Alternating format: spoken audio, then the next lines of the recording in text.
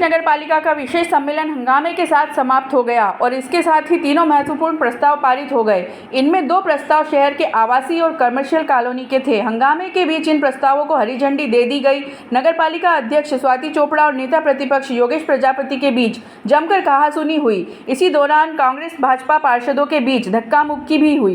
कांग्रेस पार्षदों के व्यवहार से नगर पालिका अध्यक्ष इतनी दुखी हुई कि उनकी आंखों से आंसू झलक पड़े। नगरपालिका अध्यक्ष स्वाति चोपड़ा ने दावा किया कि हम पर भू माफिया के आरोप लगाए जा रहे हैं, जबकि हमारे कार्यकाल में 1 इंच जमीन भी नगरपालिका ने आज तक नहीं बेची है। अगर नेता प्रतिपक्ष और कांग्रेस पार्षद सबूत दे तो मैं इस्तीफा देने को तैयार हूं। नगरपालिका अध्यक्ष स्वाति चोपड़ा ने कहा कि नीमच में 40 साल बाद पहली बार 2 कॉलोनियां नगरपालिका काटने जा रही है। एक आवासीय कॉलोनी है और दूसरी व्यावसायिक कॉलोनी है। ये कॉलोनियां शहर के हित और जनहित की हैं। कॉलोनी में जो हम जाना चाह रहे हैं आवासीय और व्यावसायिक भूखंड भी है। कॉलोनी में जैसा कि हम जानते हैं कि जो भी होगा, हमने बताया था कि नियम के साथ होगा और उसमें नियम जो रहते हैं, जो भी नगर पालिका अधिनियम है और जो हमारा मध्य प्रदेश शासन के नियम है, उस अकॉर्डिंग कॉलोनी काटी जाएगी। इसमें हम जो EWS ये जो प्लॉट होते हैं, LIG, MIG आरक्षित पर और जो भी नियम का पालन करते हुए कॉलोनी काटी जाएगी। और व्यावसायिक भूखंड भी हम उसी प्रकार से काटना चाहते हैं, नियमों का पालन करते हुए, ताकि शहर में लगातार जो जनता की मांग थी उसको देखते हुए जो मध्यम वर्गीय परिवार है, गरीब परिवार है, जिनको भी आवश्यकता है अपने लिए व्यवसाय की, तो एक शहर का विकास जो होता है उस बात पर डिपेंड करता है कि जो कुड़ियाँ पड़ रही है, जिन पर अतिक्रमण हो रहे हैं, और अगर हम उनको जनता के लिए समर्पित करके उनको सौगात देना चाह रहे हैं तो मैं नहीं समझ पा रही कि हम क्या गलत कर रहे हैं। आज दुख की बात यह है कि एक महिला, एक बेटी और एक बहू के ऊपर झूठा होने का भी इल्ज़ाम लगाया गया है। यहाँ पर लगातार मुझे अखबारों में जिनके वर्जन आते रहते हैं कि मैं कठपुतली हूँ, मैं अनपढ़ हूँ, मैं भू माफिया हूँ, मैं ज़मीनें बेच के खा रही हूँ। तो मैं आज पूछती हूँ आप सबसे कि 2 साल के मेरे कार्यकाल में अगर एक भी इंच ज़मीन मुझे बता दें कि मैंने कुछ ली हो या 1 रुपया भी किसी से लिया हो, अगर मेरे खिलाफ कोई भी बात प्रूव करे तो मैं पद से इस्तीफा दे दूँगी। मैं सच्चे मन से शहर में काम करने आई थी। भगवान की कृपा से मेरे पास ना कोई कमी है और सबसे बड़ी बात है आपका ईमान है। मैं ईमान और धर्म में बहुत अमीर हूँ। मेरे पास इतना ईमान है और इतना धर्म है कि उस ज्ञान के आगे मैं कभी भी गलत जीवन में ना करूँगी, ना किसी को करने दूँगी। पर अगर लगातार मेरे परिवार पे लांछन लगाए जा रहे हैं, एक बहू पे, बेटी पे, इस बात मेरी गलती क्या है? मैं आप सबसे पूछती हूँ कि मेरी गलती क्या है? मुझे अगर अपनी गलती पता होगी तो शायद मैं उसमें अपने आप को सुधार पाऊँगी। मैंने अपनी पूरी कोशिश लगातार 2 साल से कर रही हूँ कि शहर अच्छा चले। हर चीज़ को करने के लिए एक प्रक्रिया का पालन करना होगा। हम परिषद में भी आज इसी को कराएंगे, बिना नियम के हमने कोई कार्य नहीं किया, ना हम करेंगे।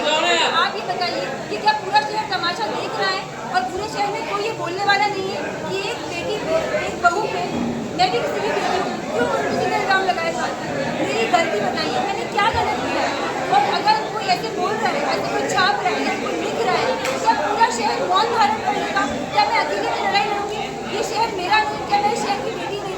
मैंने अपने सच्चे मन से यहाँ पर सेवा का कार्य कर रही हूँ। मैडम, परिषद अगली बार भी होगी, इस तरह की स्थिति अगली बार भी बन सकती है, क्योंकि आप शहर की प्रथम नागरिक है। क्या कुछ कदम अगली आप इस परिषद के होने के बाद उठाएगी इस तरह की स्थिति में? मैंने सबका मान सम्मान किया है। मैंने आज तक किसी के लिए एक शब्द अपशब्द नहीं बोला। वो मेरी मर्यादा है, वो मेरे संस्कार है। लेकिन अगर बात आत्मसम्मान की हो तो धर्म और शास्त्र ये बोलते हैं कि उसके लिए आपको जो लड़ाई लड़नी पड़े आपको लड़नी चाहिए। आज मैं आप लोगों को बोल रही हूँ कि जो झूठे इल्ज़ाम मेरे पर लगाए गए हैं, इस लड़ाई में लड़ूंगी। महिला आयोग, मुख्यमंत्री जी, कलेक्टर सर, विधायक, सांसद सबको अवगत कराऊंगी कि मेरे खिलाफ अखबारों में जो वर्जन दिए जा रहे हैं वो अगर 1000% गलत है, अगर उनमें कोई सत्यता नहीं है, अगर वो खुद सिद्ध नहीं कर पाएंगे, झूठ को वो सिद्ध कर पाएंगे भी नहीं, तो उनको मुझसे माफ़ी मांगनी चाहिए। और अगर ऐसा कुछ वो कर रहे हैं तो उनको अयोग्य जो है आशित सिद्ध किया। मैडम, आप कह रहे समाचार गलत है तो न्यायालय की शरण क्यों नहीं लेते? अभी एक बहस के दौरान नेता प्रतिपक्ष ने एक ऑडियो का जिक्र करा कि आपके पति द्वारा उन्हें धमकाया जा रहा है, इसकी सत्यता क्या है? इसको लेकर क्या कहेंगे आप? मुझे बताते हैं, क्योंकि मेरी बात समझिए आप, मेरी बात यहाँ पर मेरी होती है, मैं अध्यक्ष पद पे हूँ। अगर आप बोलेंगे कि आपके भाई के द्वारा, आपके ससुर जी के द्वारा या आपके पति के द्वारा किसी से कुछ बात की गई है, उन्होंने कब कौन सी बात रिकॉर्ड की, वो क्या कटपीट करके बता रहे हैं, मुझे नहीं जानकारी है। पर मैं ये जानती हूँ कि मेरे द्वारा जीवन में ना गलत किया गया है, ना मेरे परिवार के द्वारा गलत किया गया है और ना कभी किया जाएगा। मैं एक ऐसे परिवार की बेटी जो राष्ट्रवादी है। मेरे पापा जो बरवाड़ा में है, उन्होंने मुझे एक ही बात कही थी कि बेटा तुम नगर पालिका अध्यक्ष बनने जा रही है ना, बस सरकार का एक पैसा मत खाना, जीवन में सिर्फ अच्छाई से सच्चाई से काम करना, और मैं अपनी बेटी को राष्ट्र को समर्पित करता हूँ। तो अगर ऐसे परवरिश से मैं आती हूँ और एक बच्ची के लिए, एक लड़की के लिए, एक बेटी के लिए, एक महिला के लिए अगर हम इस हद तक गिर सकते हैं झूठ बोलने में, तो मुझे लगता है कि ये आने वाली महिलाओं के लिए जो राजनीति में आना चाहती है, शहर के देश के लिए काम करना चाहती है, ये लड़ाई मेरी उन महिलाओं को समर्पित होगी कि आप किसी भी महिला के साथ, क्योंकि सिर्फ वो महिला है, ये सोच कर लगातार अभद्र टिप्पणियाँ, कठपुतली, अनपढ़, भूमाफिया, भ्रष्टाचारी, झूठी ऐसी लैंग्वेज आप अगर यूज कर रहे हैं एक अध्यक्ष के लिए, तो ये पूरे समाज का बहिष्कार है। मैडम, अभी आपने प्रस्ताव जो लिए उसमें पहला प्रस्ताव जो आया है कॉलोनी को लेकर, उसको लेकर क्या शहरवासी उम्मीद करें गरीबों के लिए रहेगा या फिर उसका भी व्यावसायिक रूप से आवंटन होगा? देखिए, आप मेरी बात समझिए, ये सब कुछ नियम में होता है, नियम के अंदर दायरा लगेगा, दायरा पूरी बनी हुई ऑर्गेनाइजेशन है, उसमें बहुत सारे नियम होते हैं,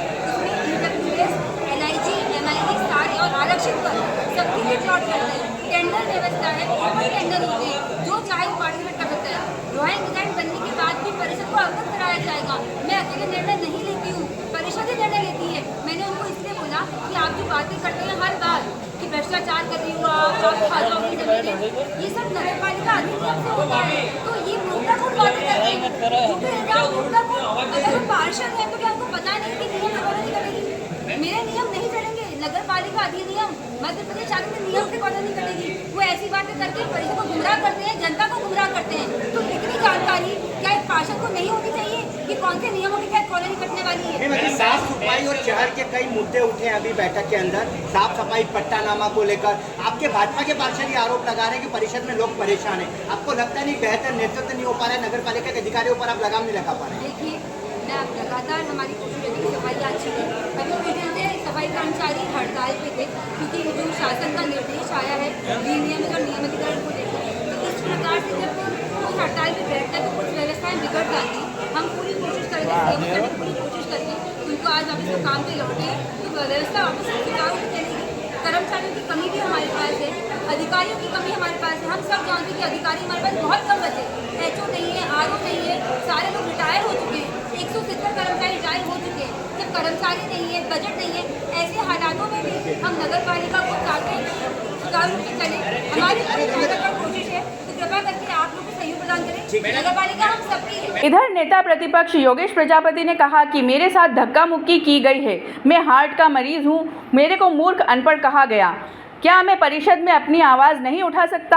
मैं विपक्ष का नेता हूं, मुझे जो है यहाँ पर जनता के लिए सवाल पूछने का अधिकार था, मैं अधिकार के तहत सवाल पूछ रहा था, लेकिन जिस तरह से उन्होंने मेरे साथ बदतमीजी करी, मेरा फर्ज था कि मेरे वार्ड की जो कॉलोनी है वो गरीब वर्ग को, मध्यम वर्ग को किस हिसाब से मिलेगी, या वही भूमाफिया लोग इसमें कूद जाएंगे और जो व्यापार करने लग जाएंगे। तो मैंने बोला एक दर फिक्स किया है, उस दर के आधार पे आप लोगों को प्लाट दिए जाए। गरीब वर्ग के लोगों को मिला नहीं है, प्रधानमंत्री आवास योजना आपकी फेल हो चुकी है। ऐसे में हम चाहते थे कि एक दर निश्चित हो और जिसके पास भी भूखंड नहीं है और भूखंड नहीं होने की वजह से उनको प्लाट दिया जाए, ये पूछना मेरा दायित्व था। तो उन्होंने मुझे कहा कि तुम मूर्ख हो, तुम्हें कोई ज्ञान नहीं है और तुम अनपढ़ हो। जोरदार हंगामे के बीच परिषद के इस विषय सम्मेलन में सभी प्रस्ताव पास हो गए। सबसे महत्वपूर्ण शहर की 2 कॉलोनी के प्रस्तावों को भी हरी झंडी मिल गई है, जिससे नीमच में 40 साल बाद शहरवासियों को प्लाट मिलेंगे।